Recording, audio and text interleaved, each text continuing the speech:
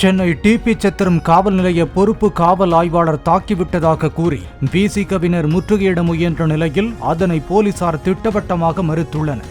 மின் கட்டணம் தொடர்பாக 2 குடும்பத்தினர் காவல் நிலைய வளாகத்தில் சண்டையிட்டதை தடுத்த போது தன்னை தாக்கியதாக விசிக நிர்வாகி பொய்த் தகவல் கூறுவதாக போலீசார் விளக்கம் அளித்துள்ளனர்.